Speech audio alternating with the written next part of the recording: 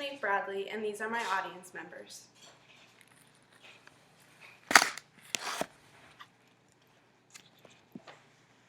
Hi, I'm Jarita. I'm Monique's dad. I'm Bill. Lisa. Melanie. Roy. Denise.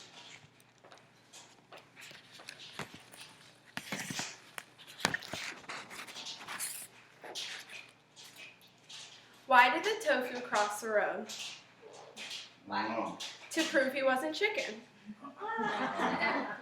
Today I'm going to be talking to you about why you should reduce your meat consumption. Going meatless for just once a week can lower your risk for preventable chronic diseases like cancer and diabetes, and also reduce your carbon footprint.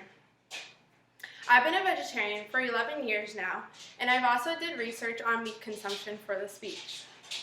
Today I'm going to talk to you about dietary benefits, the long-time health benefits, and avoidance of antibiotics, as well as a reduction in food costs and the positive environmental impact that meat reduction has.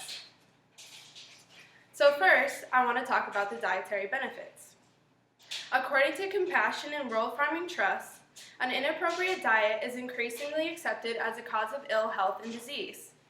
Meat, meat products, and dietary foods are the largest bad fat intake, saturated fat, which leads to several epidemic diseases. Reducing your saturated fat intake can also curb obesity.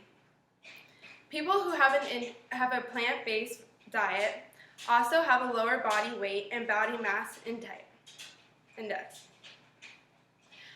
This is probably due to the higher fiber intake. The higher fiber intake contributes to fullness, which leads to a lower calorie intake and less overeating.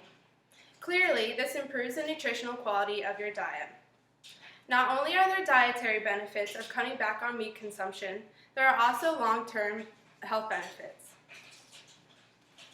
Second, I would like to speak with you about the long-term health benefits. The Physicians Committee for Responsible Medicine said that there is a link between diet and cancer, which shows that people who eat less meat or avoid it entirely are less likely to develop cancer by 40%. Diets low in red and processed meat actually lead to a lower type 2 diabetes, heart disease, and stroke risk. A vegetarian diet may also be associated with reduced mortality or death. Evidently, a diet that is low in processed and red meat can increase an individual's quality and length of life. In addition to the internal health benefits, eating less meat will result in the avoidance of antibiotics in food. Third, let's discuss the avoidance of antibiotics. In 1946, many industrial farms began feeding their livestock antibiotics. This is due to make their animals grow larger and faster because it's very efficient in increasing the meat producers' profits. In 2009, a report was put out by the FDA that showed that farmers who have the antibiotics should have 80% of these antibiotics. Only 20% goes to humans for their infections. Animals create the resistance of bacteria in their guts, which then spreads to humans, creating an antibiotic-resistant multi-bug. These superbugs are killing thousands of Americans each year. Undoubtedly, eating less meat prevents this multi-drug resistant bacteria. Not only will cutting back on meat lead to the avoidance of antibiotics, but it will also lead to reduction of your food costs. Fourth, let's discuss this reduction of food costs. Meatless meals are built off of vegetable grains and beans, which would lead to a lower meat intake because meat's more expensive. But in June 2014, the meat prices rose 9.4% from the previous year. This shows that producing meat has extra expenses, such as feed and transportation, than vegetables. This influx could be due to diseased animals or natural disasters in large farming areas. Evidently, eating less meat will lower your food expenses. In addition to the reduction in food costs, meatless meals have a positive environmental impact. Finally, let's discuss this environmental impact. Livestock herd produce 10% of all greenhouse gases in the United States. They also produce 25% of methane gas emissions, which is the most potent. Each year, 13 billion tons of waste are produced by livestock.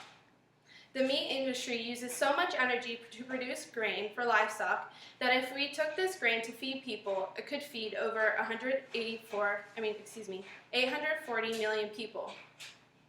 The water usage across the United States is a major issue right now.